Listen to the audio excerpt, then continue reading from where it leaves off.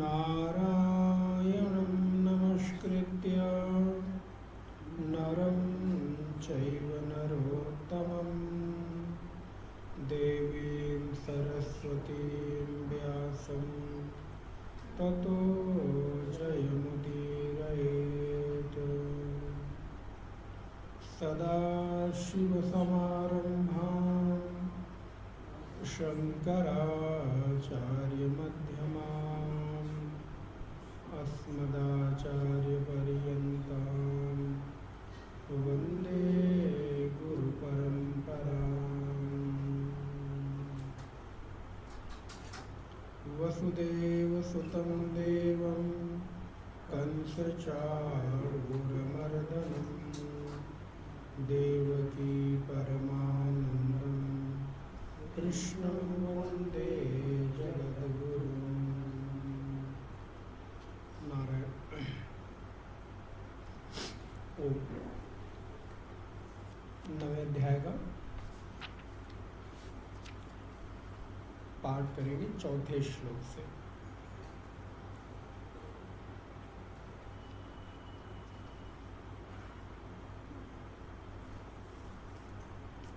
ओम श्री परमात्मने नमः। ओम श्री परमात्मने नमः। अथ नवमोऽध्यायः।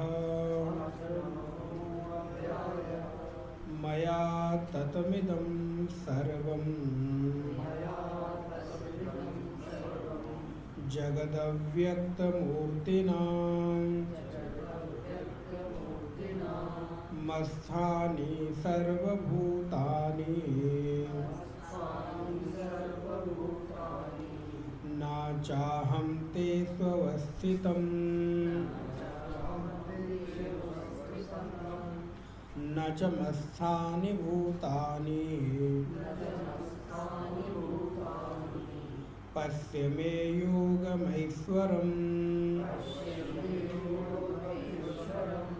भूतभिन्न च भूतस्थो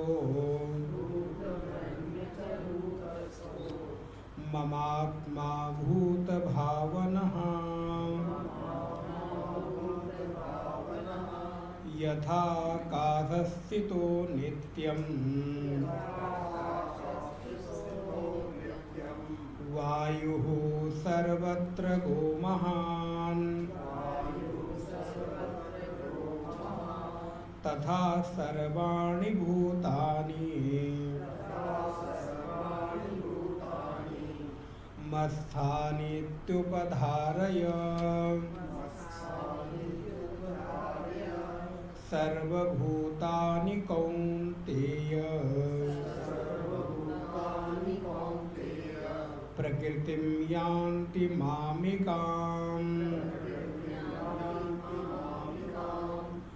कल्पक्षये पुनस्तानि कल्पादौ विसृजाम्यहम् प्रकृतिं स्वामवष्टभ्यः कर्म विसृजामि पुनः पुनः भूतग्राममिमं कृष्णम् अवशं प्रकृतेर्वशात् न च मां तानि कर्माणि निबध्नन्ति धनञ्जय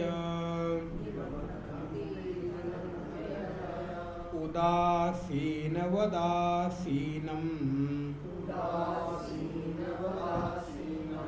असक्तं तेषु कर्मसु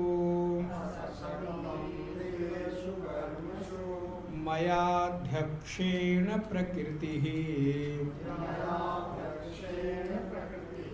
सूयते सचराचरम् हेतुनानेन कौन्तेय जगद्विपरिवर्तते मयाध्यक्षेण प्रकृतिः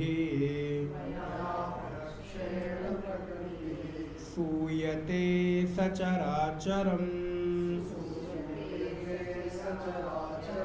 हेतुनानेन कौन्तेय जगद् विपरिवर्तते। नारायण।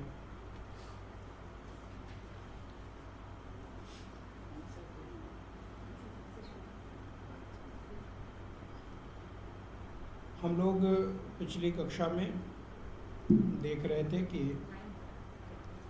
भगवान कृष्ण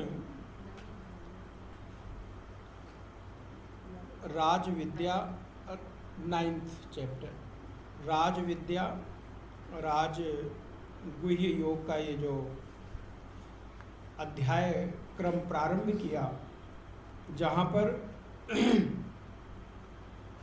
भगवान ने गुह्यतम बात बताने का संकल्प किया है कि अर्जुन, मैं तुम्हें ऐसा पवित्र और गुह्य रहस्यमय बात बताने जा रहा हूँ, विद्या बताने जा रहा हूँ, जिससे तुम्हारे जीवन के सारे संशय और सारे भ्रम दूर हो जाएंगे। तीसरे नंबर के श्लोक में भगवान ने अर्जुन को उपदेश किया कि अर्जुन, असद्दधानः पुरुषाः धर्मस्यास्य परन्तप अप्राप्य माम निवर्तन्ते मृत्यु संसार वर्तमनि। एक जो बड़ी चीज पर भगवान ने जोर दिया वो है श्रद्धा के ऊपर, वो है धर्म के ऊपर। श्लोक में भगवान ने बड़े स्पष्ट रूप से कहा, अश्रद्धानाः पुरुषाः, ये पुरुषाः अश्रद्धानाः, जो पुरुष श्रद्धा से विरहित है अर्थात श्रद्धा रहित है।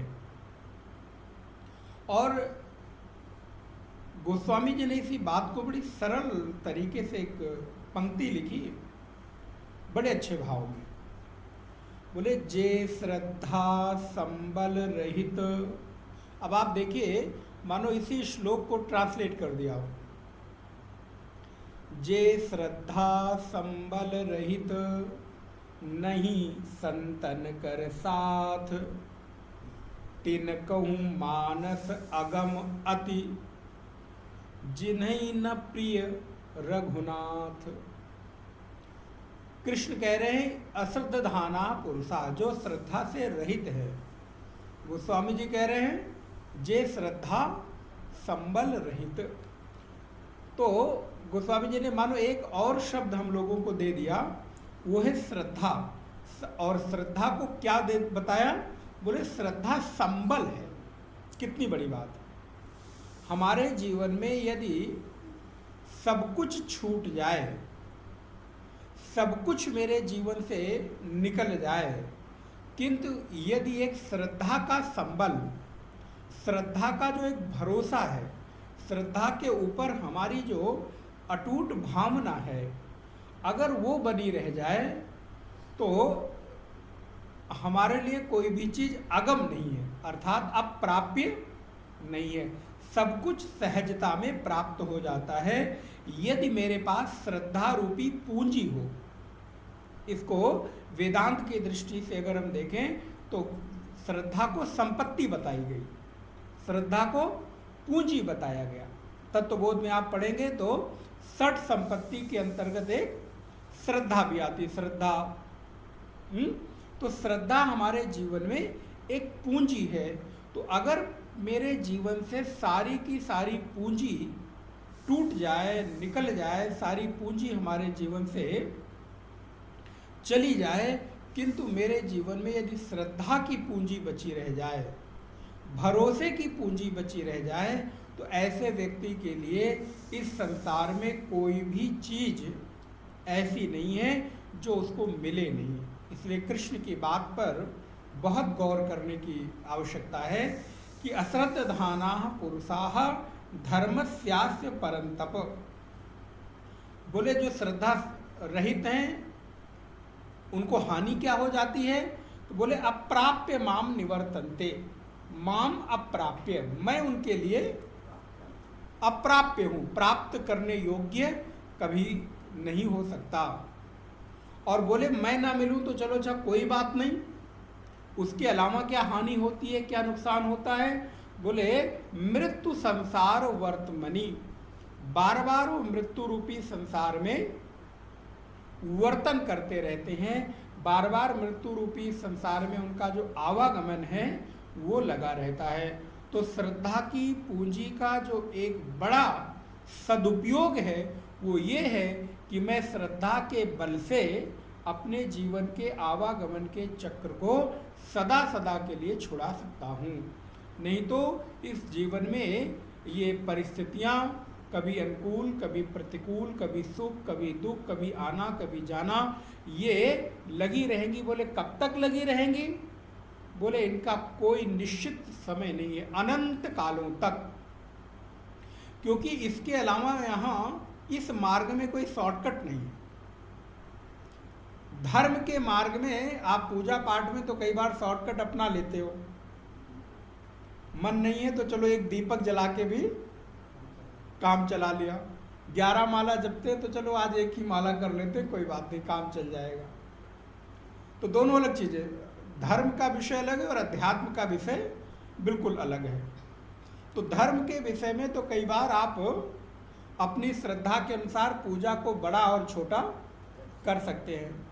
तीर्थ में गए, एक मंदिर दर्शन किया, दूसरा नहीं किया तो भी चलेगा, कोई अपराध नहीं हो गया। हाँ, पुण्य से वंचित हो गए वो एक अलग विषय है, लेकिन अगर दूसरे मंदिर में नहीं गए तो कोई अपराध, कोई पाप नहीं हुआ। मान लो आप वृंदावन गए या अयोध्या गए, आपके पास समय नहीं, आपने रामलला के दर्शन किए, कनक भवन के दर्शन किए, अयोध्या हनुमान जी के दर्शन किए और सरयू जी का आचमन किया और चले आए। सपोज अन्य मंदिर बहुत सारे हैं जो ऐतिहासिक है, पौराणिक है, नहीं गए तो हमने कोई पाप नहीं किया, क्योंकि हम उन मंदिरों में जाने से कोई नियमबद्धता नहीं है, वो मेरी श्रद्धा के ऊपर निर्भर था। हाँ, पुण्य से वंचित रह गए ये एक अलग विषय है, तो वहाँ तो आपका शॉर्टकट चल जाता है। लेकिन अध्यात्म के विषय में, आत्मा के विषय में कोई शॉर्टकट है नहीं।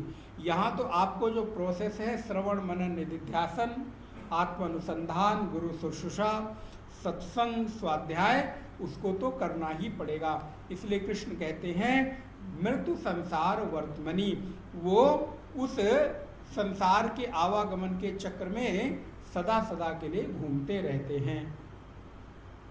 बोले ममया ततमिदं सर्वम अर्जुन जगद अव्यक्त मूर्तिनः, ये पूरा का पूरा जो संसार है, पूरा का पूरा जो प्रकृति है, मुझ परमात्मा में, मैंने शायद कभी आपको इस बात का संकेत किया हो कि अन्य जितने भी पंथ के लोग हैं, धर्म तो क्या कहा जाए, धर्म तो एक ही सनातन धर्म, लेकिन आज की भाषा में समझने के लिए अन्य जितने भी धर्म हैं और उनके पैगंबर हैं, चाहे उनके मैसेंजर हैं, चाहे उनके अन्य कोई मीडियम बनते हों, वो कभी ये नहीं कहते कि मैं परमात्मा हूँ। आप ध्यान दीजिएगा, वो हमेशा कहते हैं मैं खुदा का भेजा हुआ दूत हूँ, मैसेंजर हूँ, मीडियम हूँ। लेकिन कृष्ण यहाँ ये नहीं कहते। कृष्ण डायरेक्ट ये कहते हैं और ये कहने की सामर्थ्य करते हैं कि मुझ परमात्मा में, आप श्लोक देखिए, मया, मुझ में, ततम इदम सर्वम, ये सारा का सारा जो जगत है मुझ में स्थित है,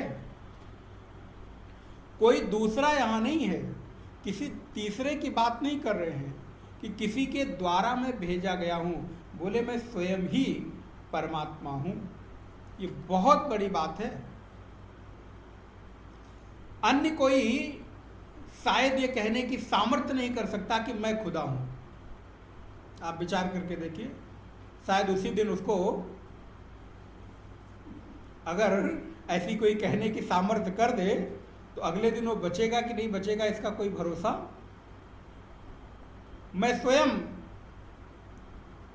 ईसा मसीह हूं, मैं स्वयं उस धर्म का सर्वोच्चतम अवतार हूं, ये अन्य किसी में सामर्थ्य है ही नहीं कहने की। लेकिन यहां कृष्ण खुद के लिए कहते हैं और खुद के लिए ही नहीं कहते, वो हमारे और आपके लिए भी कहते हैं कि हाँ तुम भी वही हो, तुम में और मुझ में कोई। आप सनातन धर्म की वैदिक चिंतन की, हमारे ऋषियों की प्रज्ञा का सौंदर्य और उनकी उच्चता देखिए। वो आपको किसी के माध्यम से कुछ नहीं बना रहे हैं, वो आपको ये कहने की सामर्थ्य, ये कहने का ताकत देते हैं कि तुम कह सकते हो कि कृष्ण मुझसे अतिरिक्त नहीं है, मैं ही वो चेतना हूँ, मैं ही वो सामर्थ्य हूँ, मैं ही वो कृष्ण हूँ। मुझ में और मेरे परमात्मा में कोई भेद, क्या अन्य किसी में सामर्थ्य आपको दिखाई देती है? विश्व के जितने भी पंथावलंबी हैं, धर्मावलंबी हैं, वो ये कहने की सामर्थ्य नहीं कर सकते।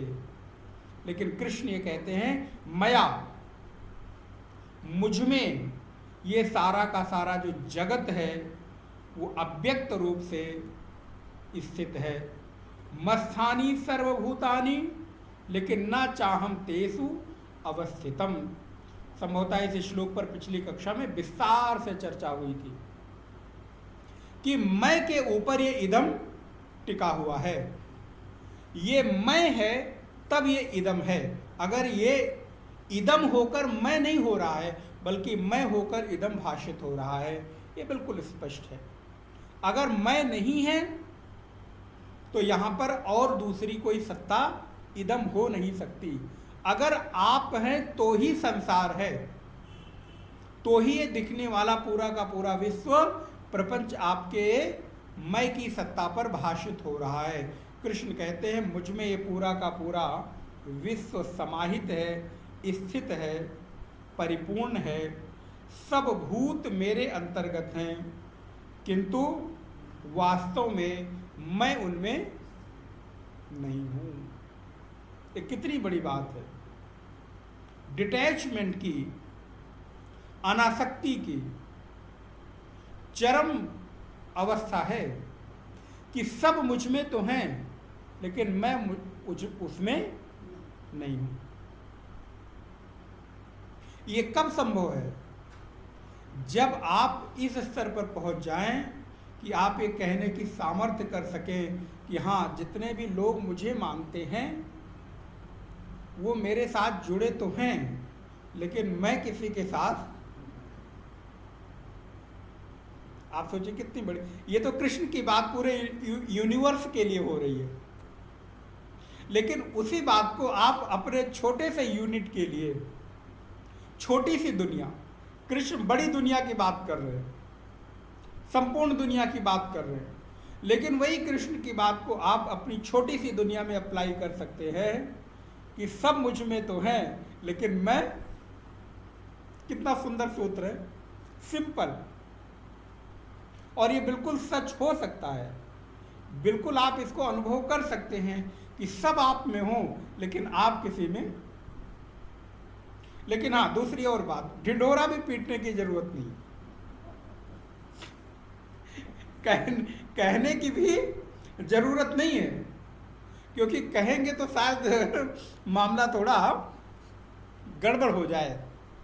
इसलिए ये मानते रहे कि सब मुझ में हैं, एहसास कराते रहे, लेकिन ये आप अंदर अंदर मानते रहे और जानते रहे कि मैं इनमें, कोई भी हो, कोई भी संबंध क्यों ना हो। और जब ये बात वासुदेव कृष्ण कह रहे हैं तो ये संभव है।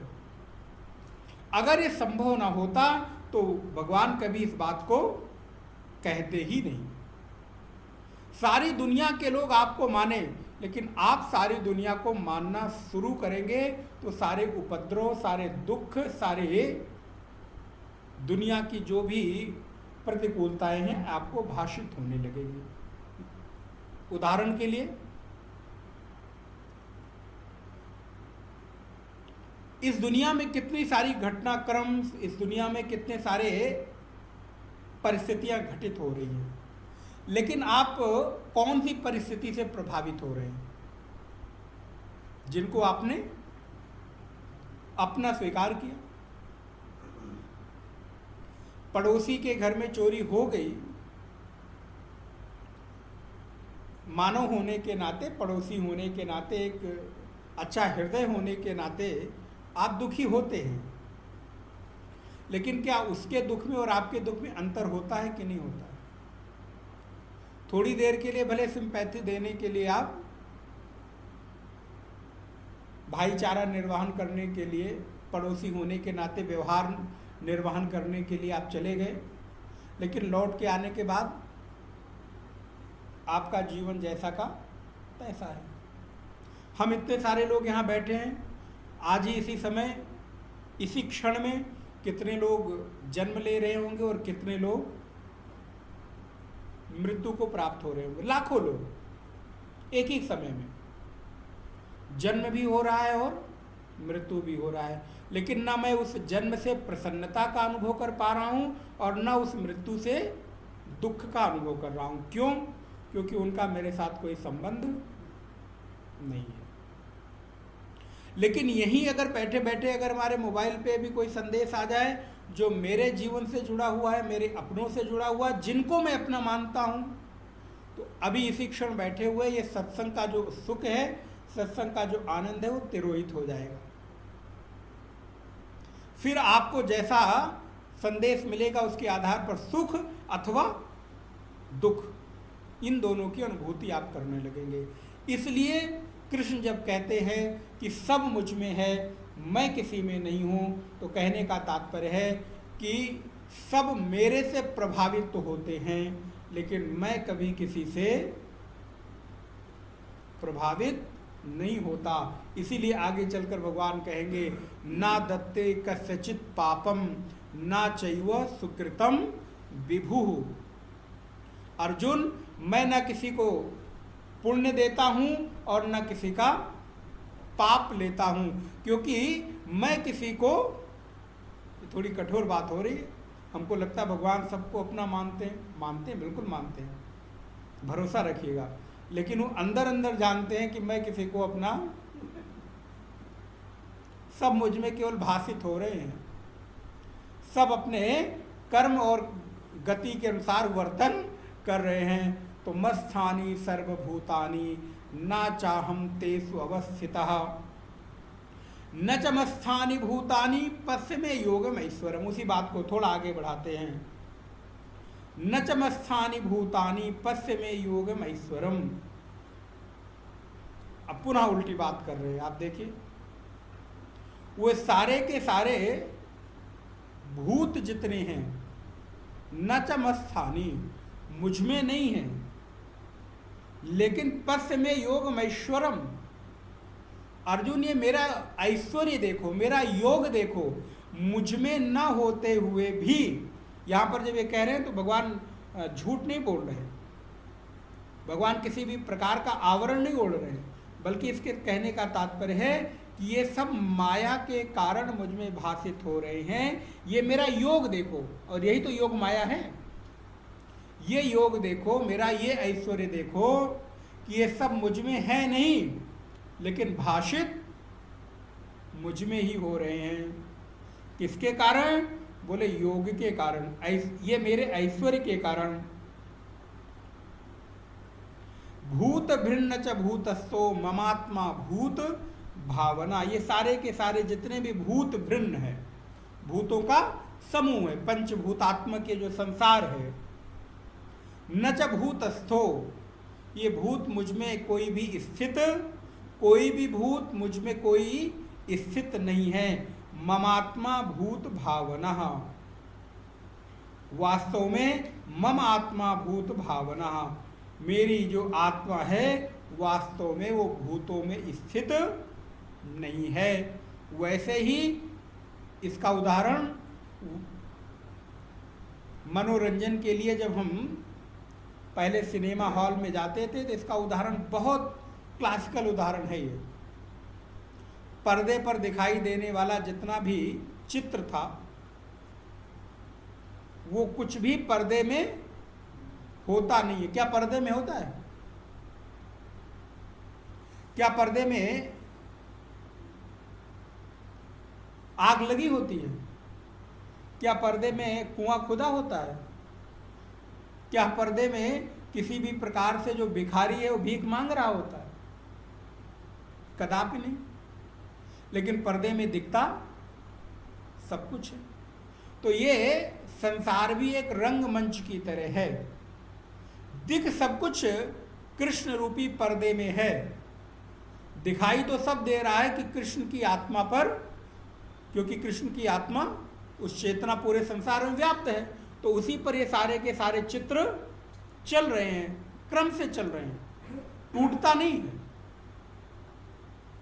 किंतु जब देखने जाएंगे तो क्या पर्दे पर एक भी कुआं, एक भी नहर, एक भी नदी, एक भी आग का टुकड़ा, एक भी मकान, दुकान, गाड़ी, घोड़े, इतने दुनिया भर के लोग, एक भी व्यक्ति मिलेगा? वहाँ मिलेगा क्या? बोले सफ़ेद दीवार मिलेगी, सफ़ेद पर्दा मिलेगा इसके अतिरिक्त। लेकिन 5 मिनट पहले, बोले 5 मिनट पहले ऐसा लग रहा था कि सब कुछ पर्दे। और इतना ही नहीं नारायण, ध्यान दीजिएगा, मज़ेदार बात, यदि आप थोड़े सेंसिटिव हैं, थोड़े संवेदनशील हैं, तो पर्दे पर चल रही वो झूठ मूठ की कहानी को देखकर आप रोएंगे भी। और अभी आप लोगों में से बहुत सारे लोग, मुझे भी सम्मिलित कीजिएगा, द कश्मीर फाइल देखी, कितने लोग रो रहे थे। यद्यपि वो मूवी नहीं थी, वो किसी यथार्थ घटना पर चित्र, लेकिन वहां पर तो नहीं घटित हो रही थी। वो जब घटित हुई थी केवल हमको बताने के लिए, लेकिन उसको देखकर हम रो रहे थे, परेशान हो रहे थे, आंखों से आंसू बह रहा था। दूसरी तरफ अगले ही पल कोई एक ऐसा चित्र, कोई एक ऐसा प्रतिबिंब आता है जो हमको हंसा देता है, हमको भावुक कर देता है, लेकिन वास्तव में वहाँ पर कुछ भी नहीं होता। तो ये कृष्ण की आत्मा पर पूरा का पूरा विश्व प्रपंच उस चलचित्र की भांति भाषित हो रहा है। यद्यपि कृष्ण में किसी भी प्रकार का विकार है ही नहीं, ये कह रहे हैं। शायद इस दृष्टांत से आप ये श्लोक को बेहतर तरीके से समझ सकेंगे। जब वो भगवान कृष्ण कह रहे हैं कि ये सारे के सारे भूत मुझ में भाषित तो हो रहे हैं, लेकिन मुझ में है नहीं, मेरी आत्मा में बिल्कुल है नहीं, तो ठीक वैसा ही है। लेकिन मज़ेदार बात, ये घटना इतनी अच्छी तरीके से चलती है कि हमको लगता है कि सब यथार्थ है। मूवी सुंदर वही बनती है, हिट वही होती है जो आपको बिल्कुल यथार्थ का चित्रण कर दे। यदि उसको देखते समय दर्शक अपने आप को यथार्थ के साथ कनेक्ट ना कर सके तो कभी हिट नहीं होगी। वो बनाई ही इस तरह जाती है कि देखते हुए आप उसको अपने जीवन के साथ, अपने मन के साथ, अपनी भावनाओं के साथ कनेक्ट कर पाते हैं। आपकी भावनाएं उससे जुड़ जाती हैं, इस वजह से आप उससे प्रभावित होते हैं। लेकिन अगर आप ये जान जाए कि इससे कुछ हो ही नहीं रहा है तो बनाने वाले को कोई फायदा ही नहीं होगा। ठीक उसी प्रकार इस संसार का भी रंगमंच, ये चित्रण ऐसा ही किया गया है जिसको आप यथार्थ समझकर अपनी भावनाओं के साथ जोड़ पाते हैं, तभी इसके सुख में सुखी और इसके दुख में दुखी होते हैं। एक घटना याद आ रही है। एक बार एक व्यक्ति सिनेमा में काम करता था, नाटक में काम करता था। अब तो शायद नाटक वगैरह की जो प्रस्तुतियाँ बहुत कम हो गई हैं, नहीं तो पहले रंगमंच, नाट्य आदि बहुत हुआ करते थे, प्रत्येक शहर में हुआ करते थे। थिएटर वगैरह अब तो खैर थोड़े थोड़े रहे। तो एक बार एक व्यक्ति ने किसी दुष्ट किरदार को निभाया और उसने इतनी दुष्टता की उस नारायण किरदार में इतनी दुष्टता की, इतना सारा हद पार कर दिया कि देखने वाले जितने दर्शक थे सब क्रोधित हो उठे और उनके मन के भीतर इतना क्रोध उमड़ा, इतना उसके प्रति गुस्सा उमड़ा कि ये एक व्यक्ति इतना गंदा कैसे हो सकता है, इतना कुकृत्य, इतना दुष्कर्म कैसे कर सकता है। और परिणाम स्वरूप जितने भी दर्शक थे सबने अपने अपने जूते निकालकर पर्दे पर नारायण मारना शुरू कर दिया। अब पर्दे पे तो कोई व्यक्ति था नहीं, लेकिन संयोग से वो व्यक्ति भी उस समय बैठा हुआ था।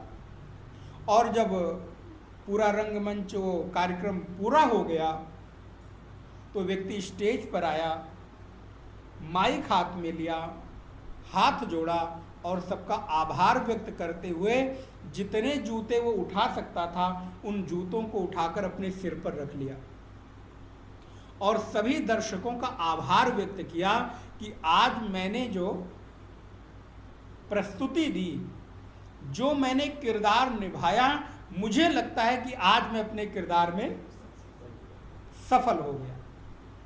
आज मैंने अपने किरदार को, क्योंकि मैंने एक किरदार इतनी शिद्दत से निभाया कि ऐसा लगने लगा कि ये सच में ऐसा है और मैं ऐसा ही हूं, देखो देखो मैं ये हूं। अच्छा, दूसरा एक और उदाहरण आपको देते हैं।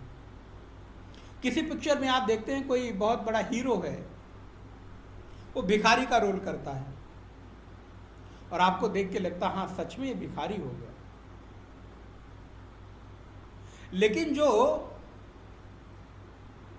अभिनेता भिखारी का रोल कर रहा था, जब वो अपने रोल को पूरा कर लेता है, शूटिंग को पूरा कर लेता है, तो जब गेट के बाहर निकलता है तो उसकी मर्सिडीज बाहर खड़ी होती है, ड्राइवर बाहर खड़ा होता है, सर्वेंट बाहर खड़े होते हैं, उसका सामान और उसका कोट लिए सब पहनिए और गेट खोल के उसको बैठाते हैं, वो चला जाता है।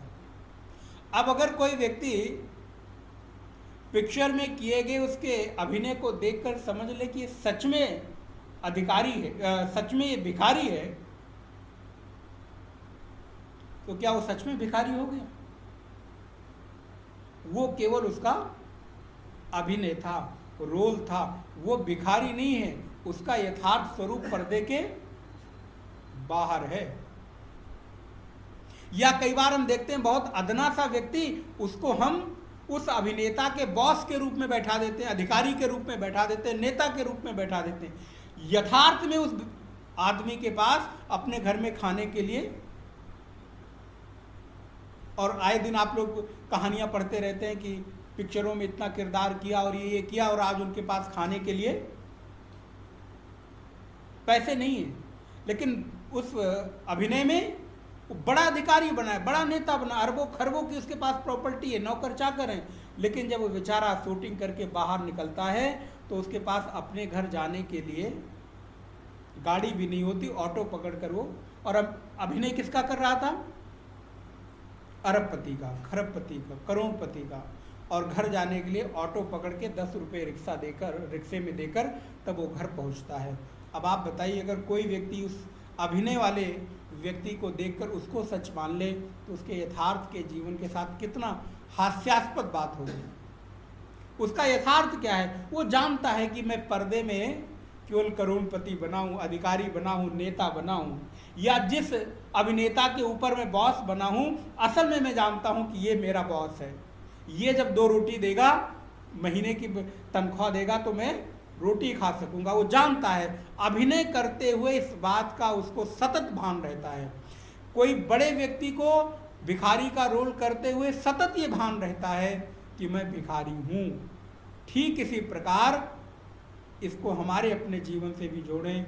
ठीक इसी प्रकार इस संसार के प्रत्येक रंगमंच पर अपने अनुभव, अपने अभिनय को करते हुए इस बात का मुझे अनुभव रहे, भान रहे कि यथार्थ में मेरा स्वरूप क्या है। मैं भिखारी हूँ कि मैं राजा हूँ, मैं वो चेतना हूँ, मैं वो परम शिव हूँ, मैं परम आध्यात्मिक ओतप्रोत कृष्ण के जैसे उस चेतना का अंश हूँ, कि ये जो मैंने अपने आप को संसार में मान लिया है कि वो मैं हूँ। तो कृष्ण कहते हैं, अर्जुन न चमस्थानि भूतानि पश्य में योग में ईश्वरम, ये मेरा योग देखो, मेरा ऐश्वर्य देखो, मैं सब में न होता हुआ भी सब में भाषित होता हूँ, दिखाई देता हूँ, वास्तव में मैं कहीं किसी में गया हुआ नहीं हूँ। कैसे नहीं हूँ? उदाहरण देते, बड़ा क्लासिकल दृष्टांत है। यथा काशस्थितो नित्यम वायुः सर्वत्रगो महान तथा सर्वाणि भूतानि मत्स्थानि इत्युपधारय।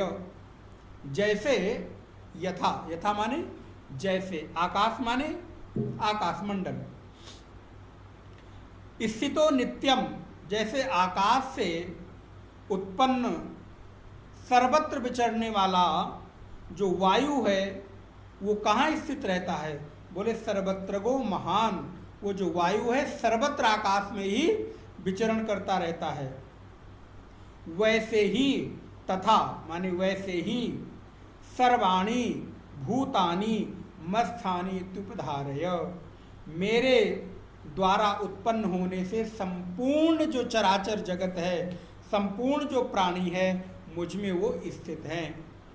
अर्थात जैसे आकाश में, आकाश से पैदा होने वाला वायु सर्वत्र विचरण करता रहता है, लेकिन सर्वत्र विचरण करने के बाद भी वायु आकाश में छू नहीं सकता। कभी भी वायु के चलने से, आंधी के चलने से, तूफान के बड़े बड़े आ जाने से कभी भी जो आकाश है वो गंदा नहीं होता। आज तक कोई ऐसा तूफान नहीं हुआ जो आकाश को गंदा होता है। क्या?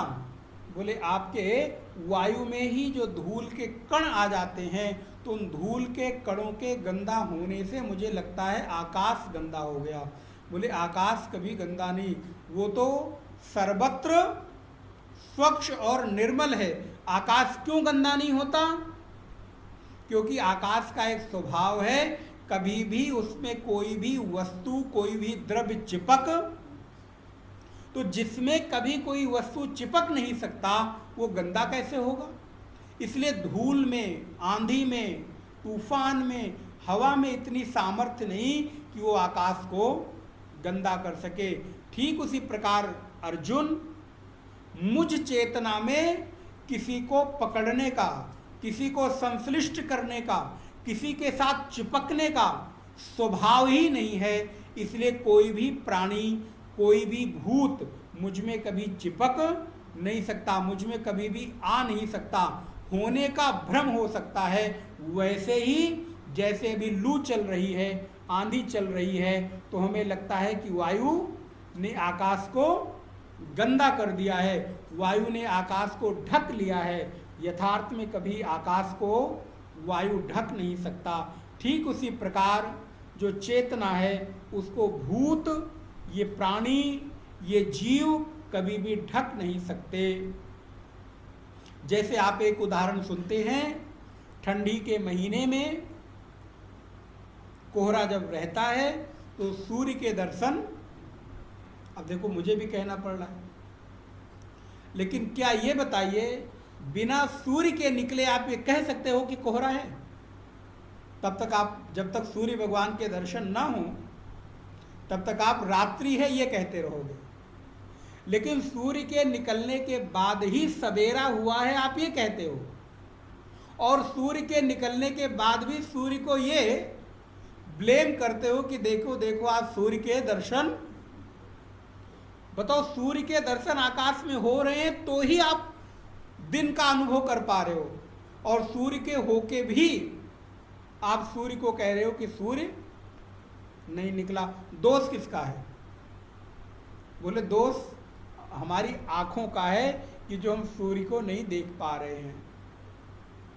घटक्षन्न दृष्टि घटक्षन्न मरकः यथा मन्यते निष्प्रभं चाति मूढ़ः। बोले घटक्षन्न दृष्टि घटक्षन्न मर्कः यथा मन्यते निष्प्रभम चाति मूढ़ः। जो मूढ़ व्यक्ति है वो सूर्य के निकलने पर भी सूर्य को कहता है कि देखो देखो आज निष्प्रभ सूर्य है।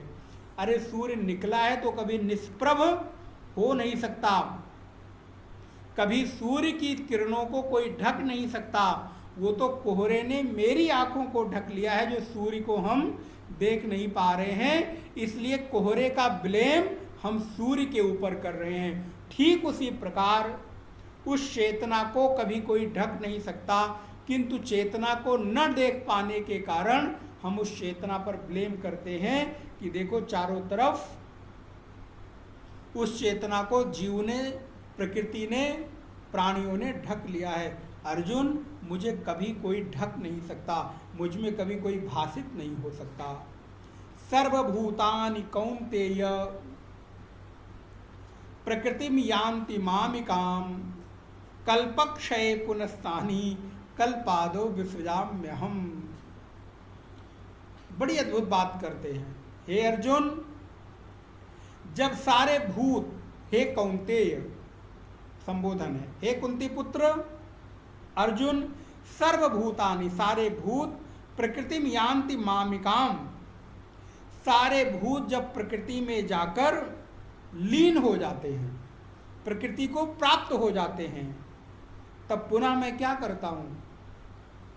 बोले यार एक बात बता दो, करते हो कि नहीं करते हो? अभी कहते चले आ रहे हो कि करते नहीं हो, और फिर क्या कह रहे हो? कल्पक्षय पुनस्तानि, कल्प के क्षय हो जाने के बाद मैं पुनः क्या करता हूं?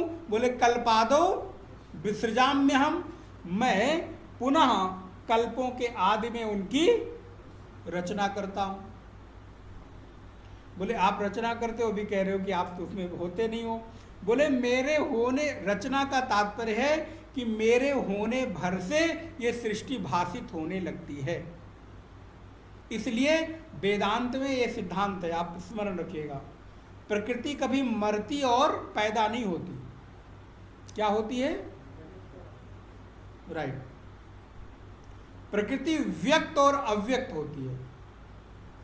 क्योंकि अगर प्रकृति मरेगी और पुनः जीवित होगी तो जीवित और मरने के लिए उसको कोई जगह चाहिए होगी और उसको पैदा करने वाला कोई चाहिए होगा। इसलिए हमारे वेदांतों में, खासकर अद्वैत वेदांत में इस बात को स्वीकार किया कि प्रकृति में ये जो कल्प आदि के होने के बाद प्रलय आदि की बात होती है, ये प्रलय का होना और सृष्टि का होना इतना ही है कि किसी चीज का अदृश्य हो जाना और फिर दृश्य हो जाना, अव्यक्त हो जाना और व्यक्त हो जाना। कैसे? जैसे अभी 2 घंटे के बाद, देखिए आप लोग कितने समझदार हो गए, 2 घंटे के बाद ये सृष्टि आपके लिए मर जाएगी कि नहीं बताओ?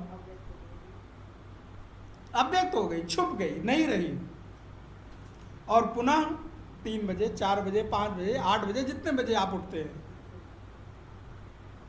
पुनः उसके बाद आपके लिए सृष्टि दृश्य हो गई। अब इस दृश्य अदृश्य को कोई मरना और पैदा होना कहे तो कहता रहे, उससे सृष्टि को कोई फर्क, प्रकृति को कोई फर्क। जब मैंने आंख बंद किया तो मेरे लिए मेरे कमरे की, मेरी प्यारी से प्यारी वस्तु, चीजें, व्यक्ति सब अदृश्य हो गए, अदृश्य हो गए, मर गए। इसीलिए कहते हैं ना, सोए आंख खुले कि न खुले। अरे 8 घंटे के बाद खुल रही है, हो सकता है कि ये अगले किसी अन्य योनि में खुले, बस इतना ही तो फर्क है। और जब खुली तो पुनः वही की वही चीज जहां आप छोड़कर गए थे वहीं आपको मिलेगा। पानी का ग्लास अगर आपने ढका होगा तो ढका हुआ ही मिलेगा, और अगर आप खोल के सो गए होंगे तो पानी का ग्लास ढक्कन नीचे गिरा हुआ, खुला हुआ ही। अब अगर उसको आप पैदा होना और मरना कहते हैं तो ये आपकी श्रद्धा पर है। हम उसको कहते हैं कि आपको, आपके लिए अव्यक्त हो गया, और पुनः जब आपकी आँख खुली तो आपके लिए व्यक्त हो गया। इतना ही अंतर है। इसलिए सृष्टि सदैव यथा पूर्वम अकल्पयत, जब आप वेद पढ़ेंगे तो सृष्टि के लिए कहा गया है कि सृष्टि की रचना परमात्मा कैसे करता है, बोले यथा पूर्वम अकल्पयत, जैसे थी पूर्व में वैसी ही उसने कल्पना कर ली और बन गया, अर्थात देखा और सृष्टि हो गई। इसलिए सृष्टि यहाँ पर प्रलय होना और पुनः उसका पैदा होना ये केवल कहने के लिए है, समझाने के लिए है, क्योंकि ये प्रकृति सतत अनादिकाल से चली आ रही है और अनंत काल तक चली जाएगी। तो जब हम ये कहते हैं, इसलिए वेदांत में सृष्टि को भी अनादि कहा गया है। जैसे कर्म अनादि है वैसे ही सृष्टि भी अनादि है, वैसे ही जीव भी अनादि है, वैसे ही जगत भी अनादि है। ये एक दिन पैदा हुआ और एक दिन मर जाएगा, ऐसी बात नहीं है। इसलिए भगवान क्या कह रहे हैं, कल्पादौ विसृजाम्यहम् कल्पक्षय पुनस्तानि। एक काल समय आता है, ये प्रकृति भी थोड़े दिन के लिए सो जाती है और जब उसकी पुनः निद्रा खुलती है तो कल्पादौ विसृजाम्यहम्, वो विसर्जन अर्थात उसका जग जाना और क्षय अर्थात उसका सो जाना, बस इतना ही अंतर है। इसलिए प्रकृति जैसे की तैसी, ज्यों की त्यों सदा बनी रहती है, इसमें कभी कोई परिवर्तन नहीं होता। परिवर्तन मुझ में और आप में भले होता रहे, प्रकृति जैसे की तैसी बनी रहती है। प्रकृतिम स्वाम अवष्टव्य विसृजामि पुनः पुनः। देखिए उसी बात को भगवान पुनः जोर दे के कह रहे हैं। इस बात को बिल्कुल बैठा लो मन से, और इसलिए इस अध्याय का नाम राज विद्या राज गुह्य है। ये गुह्यतम बात बता रहे हैं। नहीं तो अभी तक हमको क्या लगता है, सृष्टि पैदा हुई, फिर मरी, फिर प्रलय हुआ और ये हुआ और वो हुआ। भगवान कहते हैं अर्जुन, ये तो कहने कहलाने की बातें यार, बस तुम अपने को ठीक रखो, प्रकृति और इस जगत को जैसे चल रहा है इसकी चीज़ों को चलने दो, इसमें तुम कुछ कर नहीं सकते। तुम्हारे करने के लिए बहुत कुछ है नहीं, हाँ है नहीं, लेकिन हाथ पैर मारोगे, मारते रहोगे, क्योंकि पहले से ये परंपरा चली आ रही। सब लोग परेशान होंगे कि अब ये हो रहा है, वो हो रहा है। बोले सृष्टि अपनी गति से चल रही है, इसका एक समय है, एक काल के बाद इसमें भी क्षय अर्थात निद्रा आती है, वो आएगी। कुछ भी करके कर लो, उसको होना ही होना है। इसलिए प्रकृतिम स्वाम अवष्टभ्य, प्रकृति को, उसके स्वभाव को, अवष्टभ्य माने खींच कर अपने स्वभाव से, विसृजामि पुनः पुनः, मैं उसका बार बार विसर्जन करता हूं, अर्थात बार बार उसका निर्माण करता हूं, सृजन करता हूं। भूत ग्राम इमं कृष्णम अवशम प्रकृतेर वसात। देख लीजिए, मैंने जो आपको बात कही, प्रकृति अवशम प्रकृतेर वसात, ये उसके वश में नहीं, अवश है। वो चाहे और ना हो ऐसा नहीं है, ऐसा होगा ही होगा, क्योंकि वो अवश्य है। उसके बस की बात नहीं है कि प्रकृति चाहे तो पैदा हो, प्रकृति चाहे तो ना हो। बोले ये उसके मन के ऊपर नहीं है, वो मजबूर है, विवश है। ये प्रकृति का नियम है, ये चलता ही रहेगा और मैं बार बार उसको सृजन करता रहूँगा। जब उसके भीतर क्षय होगा तब उसका सृजन मैं कर दूंगा। प्रकृति चाहे नहीं, अब मैं सो जाऊं, निद्रा आ रही है, नहीं उठूं, बोले वो उसके बस की बात नहीं है। ये सृष्टि की प्रक्रिया है, चलती है, चलती ही रहेगी। न च माम तानि कर्माणि निबध्नन्ति धनंजय उदासीन वदासीनम असक्तम तेषु कर्मसु।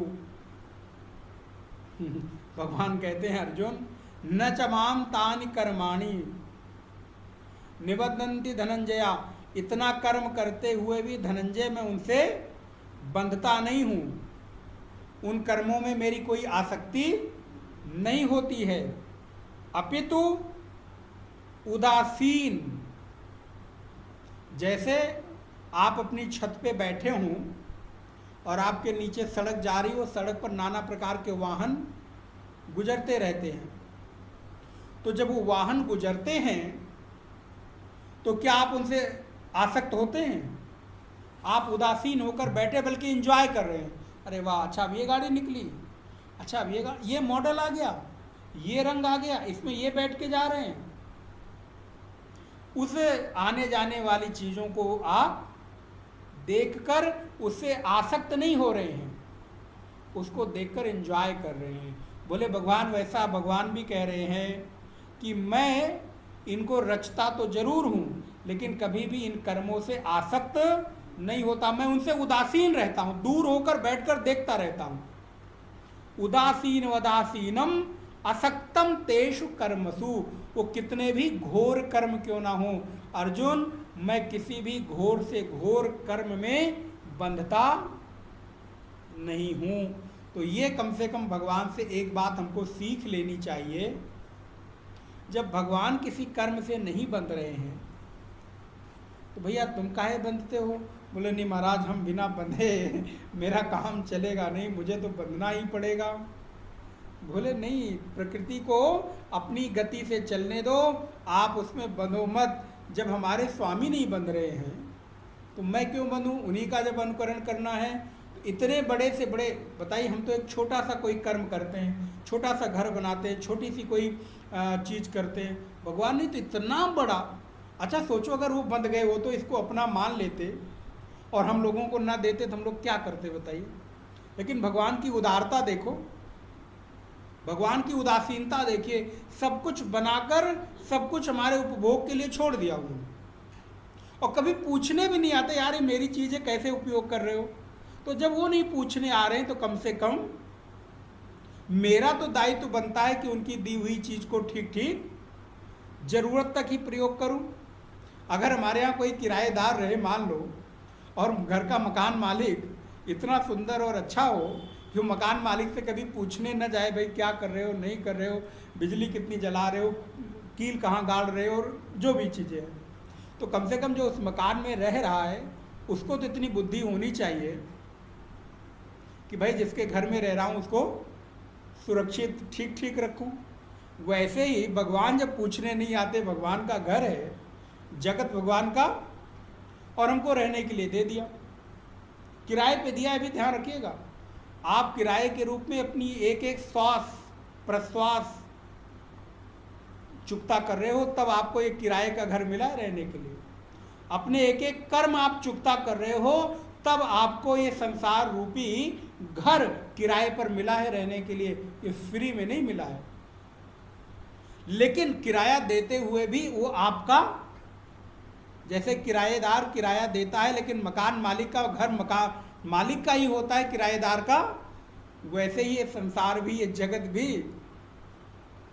वो एक गाना था ना, कभी सुना हो, जगत एक किराए का घर है, एक ना एक दिन बदलना पड़ेगा, ऐसे कुछ कभी सुना था हमने एक गीत। तो ये जगत एक किराए का घर है, एक ना एक दिन आपको इसको बदलना है। इसलिए जब छोड़ के जाओ ना भैया, तो दूसरा जब कोई आए तो कहे यहाँ कोई रह कर गया था, ये घर रहने लायक है, इसको बर्बाद करके न जाओ। इसलिए प्रकृति के संसाधनों पर उतना ही मेरा अधिकार है जितनी मेरी ज़रूरत है, आवश्यकता है। इसलिए इसका दोहन उतना ही हो जितना उपयोगी हो, उससे अधिक ना हो। इसलिए प्रकृति भगवान ने हमको दी है हमारे रहने के लिए, इसका सदुपयोग उसी तरीके से हमको करना चाहिए। अगला श्लोक बड़ा ही इम्पोर्टेंट है, मानो इस पूरे अध्याय का प्राण है। 9वां श्लोक है ना, 10वां। मयाध्यक्षेण प्रकृति ही सूयते सचराचरम। इस श्लोक पर हम लोग अगली कक्षा में चर्चा करेंगे, जहाँ पर भगवान अपने को अध्यक्षता के रूप में, भगवान इस पूरे प्रकृति के अध्यक्ष हैं, इस बात को स्वीकार करके उन्होंने चर्चा की है। उसको हम लोग अगली कक्षा में देखेंगे। अब हम लोग, आज हनुमान जयंती है, तो हनुमान जी का पर्व हम लोग मना रहे हैं, तो थोड़ा सा हनुमत चरित्र को देखेंगे और सूक्ष्म रूप से पूजन करेंगे। तत्पुरांत हम लोग सामूहिक रूप से हनुमान चालीसा का एक बार पाठ करेंगे। ओम पूर्णमदः पूर्णमिदं पूर्णात् पूर्णमुदच्यते पूर्णस्य पूर्णमादाय पूर्णमेवावशिष्यते। ओम शांति शांति शांति। हरि ओम। श्री गुरुभ्यो नमः। हरि ओम।